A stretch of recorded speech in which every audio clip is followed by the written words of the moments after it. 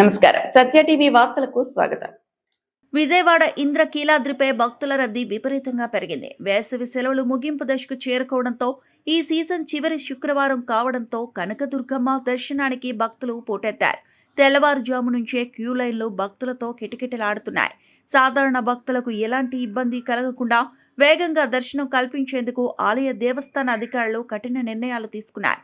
ఇందులో భాగంగా అంతరాలయ దర్శనాలతో పాటు వీఐపీ దర్శనాలను కూడా తాత్కాలికంగా రద్దు చేశారు. ఇంద్రకీలాద్రి క్షేత్రం భక్తజన సంద్రమైంది. వేసవి సెలవులు ముగియనుండడంతో ఆఖరి శుక్రవారం నాడు అమ్మవారిని దర్శించుకునేందుకు తెలుగు రాష్ట్రాల నలుమూలల నుంచి భక్తులు భారీగా తరలివచ్చారు. ఉదయం 10 గంటల సమయానికి భక్తుల రాక విపరీతంగా పెరగడంతో ఘాట్ రోడ్డు, మహామండపం, క్యూ లైన్లన్నీ కిక్కిరిసిపోయాయి.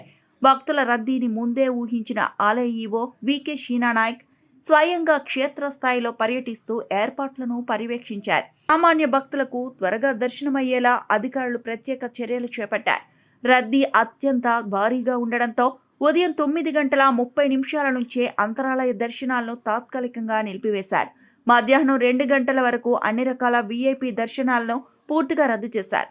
అధికారుల ఈ నిర్ణయంతో క్యూ లైన్లలో గంటల తరబడి వేచి ఉన్న సామాన్య భక్తులకు అమ్మవారి దర్శనం అత్యంత వేగంగా, సులభంగా లభించింది. మరోవైపు ఎండల తీవ్రతను దృష్టిలో ఉంచుకొని దేవస్థానం చేసిన ఏర్పాట్లు భక్తుల ప్రశంసలు అందుకుంటున్నాయి. ఈవో సీనా నాయక్ ముందస్తు ప్రణాళికతో ప్రవేశపెట్టిన మొబైల్ వాటర్ క్యాన్ల విధానానికి విశేష స్పందన లభిస్తోంది. క్యూ లైన్లో వేచి ఉన్న భక్తుల వద్దకే నేరుగా సంచార నీటి డబ్బాల ద్వారా చల్లని త్రాగునీరు, మజ్జిగను అందించారు. ఎండలో అలసిపోయిన తమకు లైన్లలోనే నీరు అందించడంపై భక్తులు హర్షం వ్యక్తం చేస్తున్నారు.